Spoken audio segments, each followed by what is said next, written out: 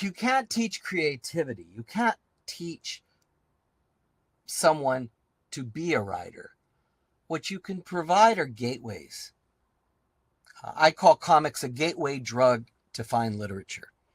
They were for me. I grew up with Archie comics, and I ended up writing a dissertation on Carlos Fuentes and Garcia Marquez. So I understand how different forms of art can prepare you for the experience of knowing art, of knowing creativity. But you can't teach someone to be creative. As I said before, the greatest teacher is an exhibitionist, not a teacher. They need to see you, and then you'll move some, and they'll understand. They become more enlightened or sensitive to art and play. I like to think what I do in the classroom is remind my serious undergraduates what fun kindergarten was. I mean, for me, you're right, making a mess with glue and glitter and cutting stuff up and just inventing things. There's a great power in that.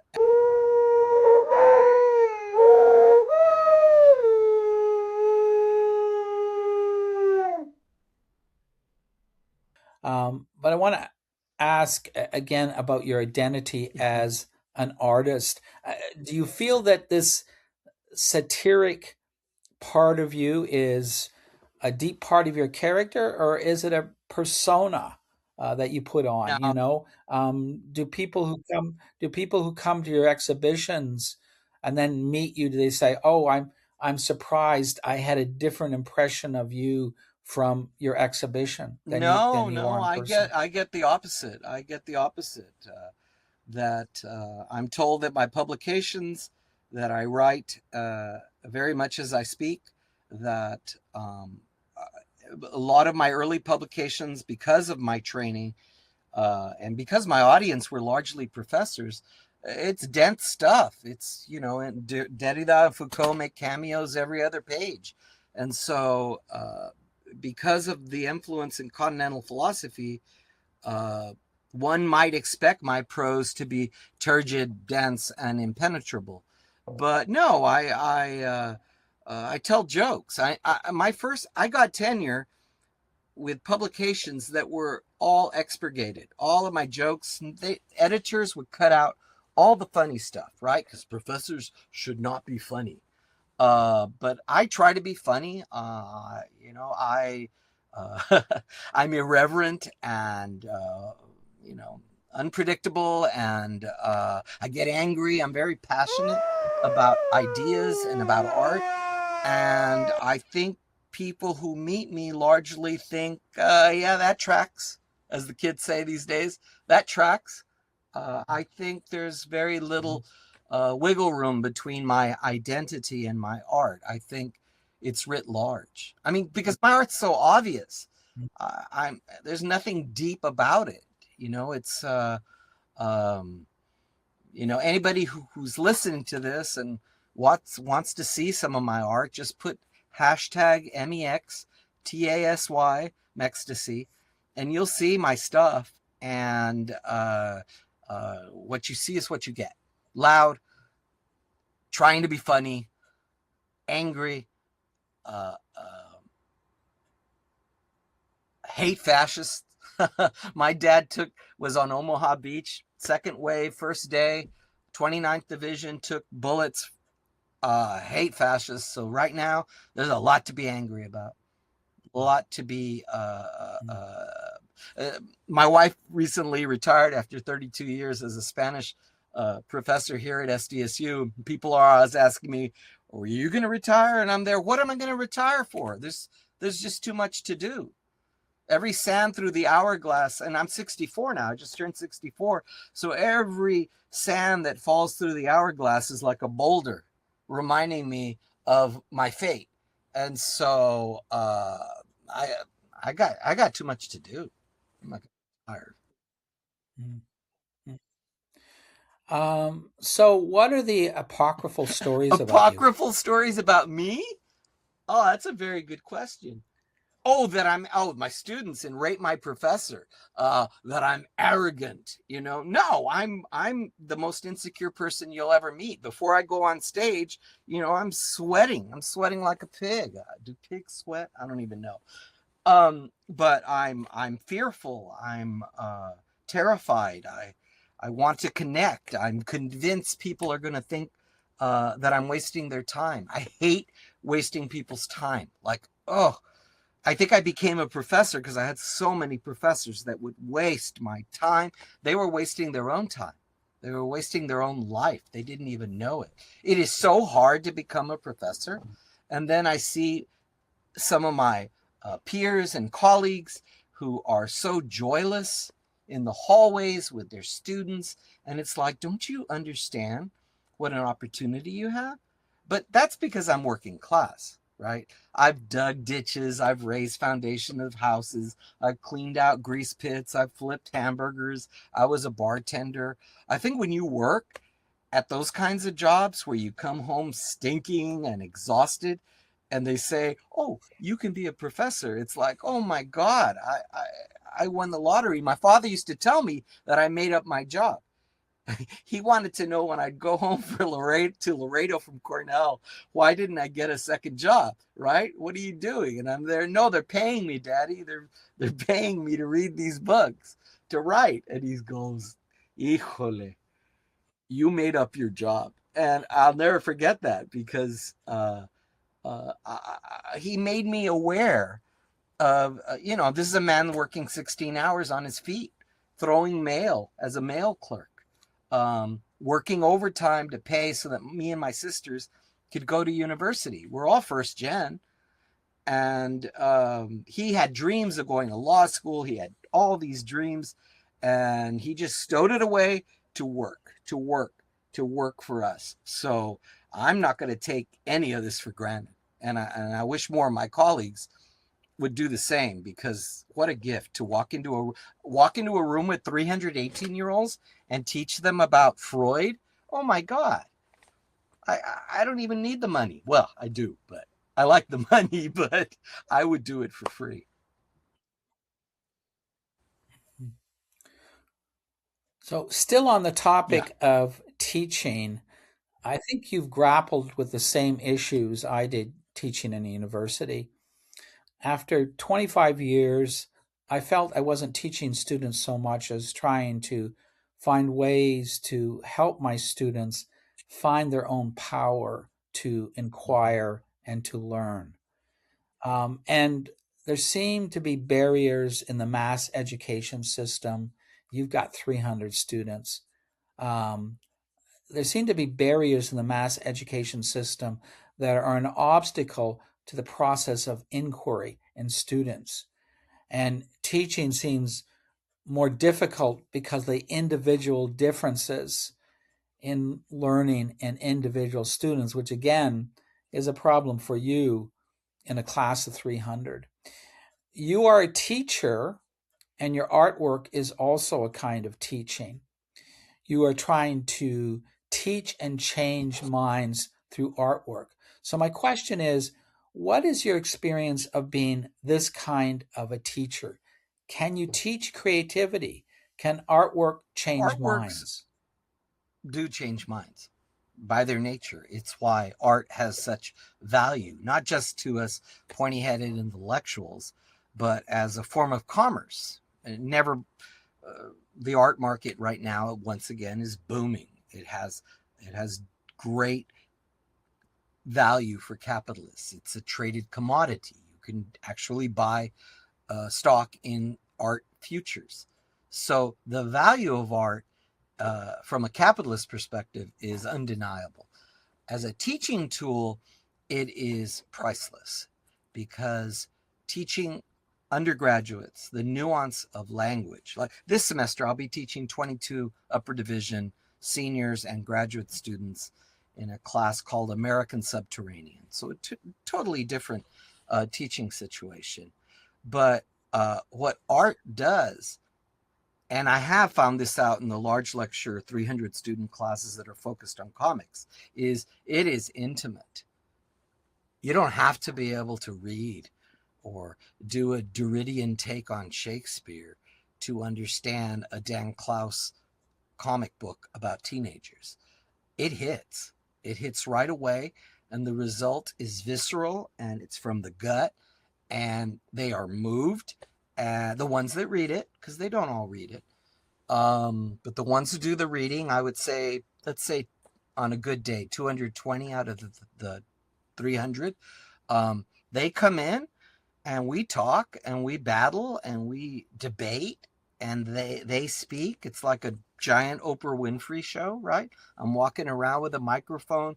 They're talking. I'm showing pictures, because I do realize that the attention span, of course, has shrunk. So I have to move around that room like a whirling dervish, and just to keep the people in the mezzanine alive, right? I call it the moat because there's this big dividing walkway between the upper tier and the lower tier of the auditorium. And I run up to the moat and I hang out with them. I sit down, I'll talk to them, like this, like I'm interviewing them. And it's what I'm trying to do is, of course, is to keep them engaged, alive, thinking, and to not waste their time. So uh, if I fail, it's on me. It's not them. I'll, like any professor, I'll complain about my students, but the brilliant ones, they're always there. The brilliant third, the 100 people who love the class, who understand it, who prepare, who do the extra credit work, they're always there. They were there at UConn, they were there at Cornell. It doesn't matter whether you're at State U or at a community college, you're always going to have those students that make your life. Wow, your Come on classes sound like down, a come real on out. experience. It- well, geez, I wish I could. I'd rather go to one of your classes than one of my I'd be the classes one with me cutting up in the teaching. back, Um, distracting you. for sure, I can't handle that. Um, but it sounds like you got a really nice dynamic in your classrooms. But can you teach curiosity? Can you That's a teach very good question. creativity? I avoided it the first time. Yes, you can. What you can't teach creativity. You can't teach someone to be a writer. What you can provide are gateways.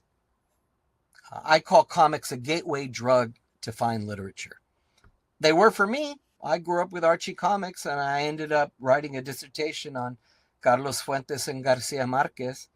So I understand how different forms of art can prepare you for the experience of knowing art, of knowing creativity. But you can't teach someone to be creative. As I said before, the greatest teacher is an exhibitionist, not a teacher. They need to see you, and then you'll move some, and they'll understand. They become more enlightened or sensitive to art and play. I like to think what I do in the classroom is remind my serious undergraduates what fun kindergarten was. I mean, for me, you're right, making a mess with glue and glitter and cutting stuff up and just inventing things. There's a great power in that, and the teaching system inculcates this bureaucratic, stifling, paralytic fear, so that people enter college largely hating school. I did not. I loved school, even the teachers that annoyed me. I loved meeting people, hanging out with other people my age, learning things together, being different, learning from my peers. That's the thing we forget, that in the classroom, our students don't just learn from us. If we shut up for a minute, then they learn from each other. And so what I'm more interested is creating an environment where that epiphany, where that discovery, where that inkling about the pleasure of curiosity can occur. And I'm really less focused on them becoming a version of me. That's not what teaching's about. And a lot of English professors, oh my God, talk about an occupational hazard. They are so bound up. Less so today. Actually, more so today because they're more bureaucratic. They don't.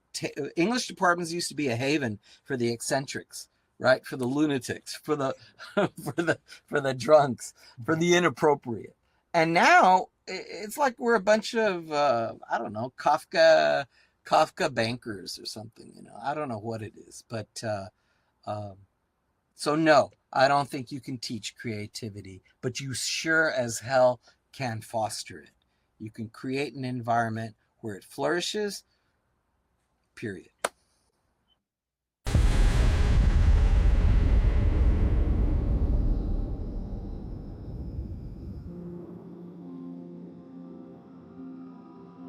Let me ask you to sum up now.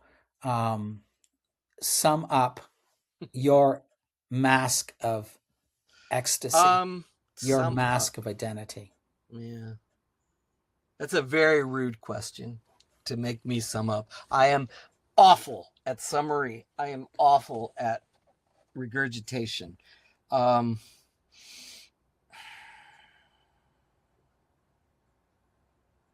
I don't even know what to say. Ask me another way. Ask me another way. Well, is there alternative? Okay, okay. What's the alternative? What's the alternative Um, to that question? you keep coming back to this idea of identity, and for a bifurcated psychology, it's the hardest question of all. We opened with the idea of being born on the border, born between two languages, between two nations, two cultures.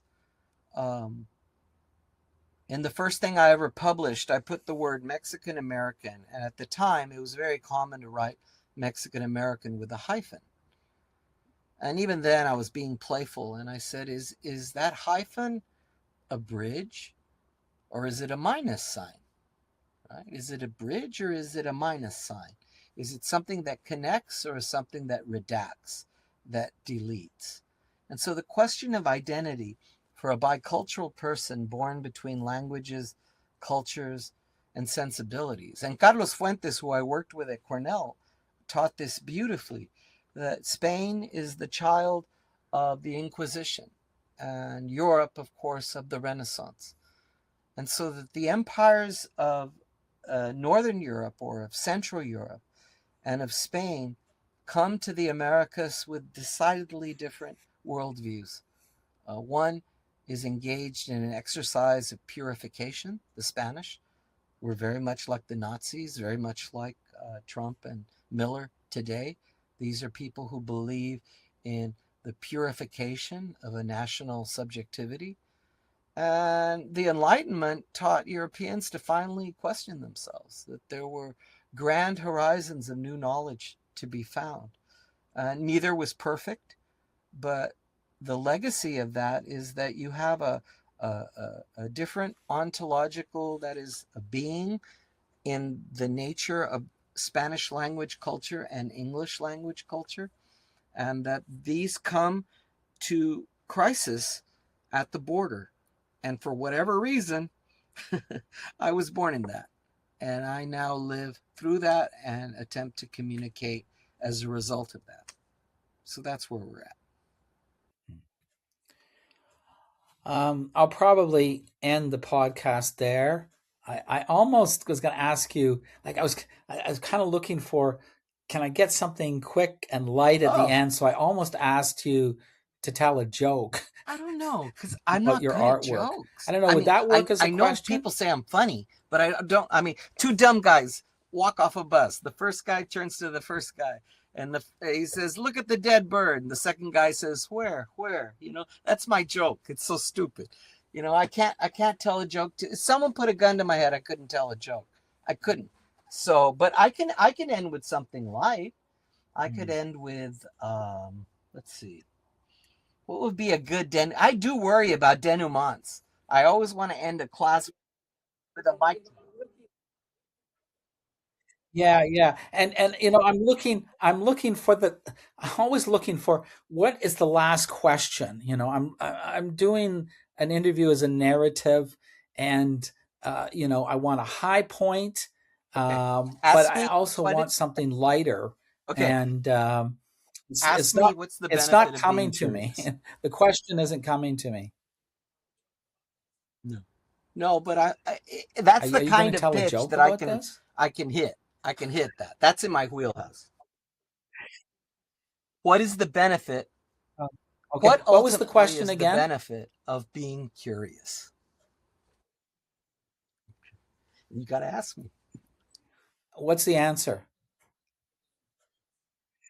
That Oh, you're okay. alive, What's the that benefit you to see being things, curious? that you encounter things that surprise you, that you understand that you don't know everything, that you're dumb, that only through discovery do we become intelligent.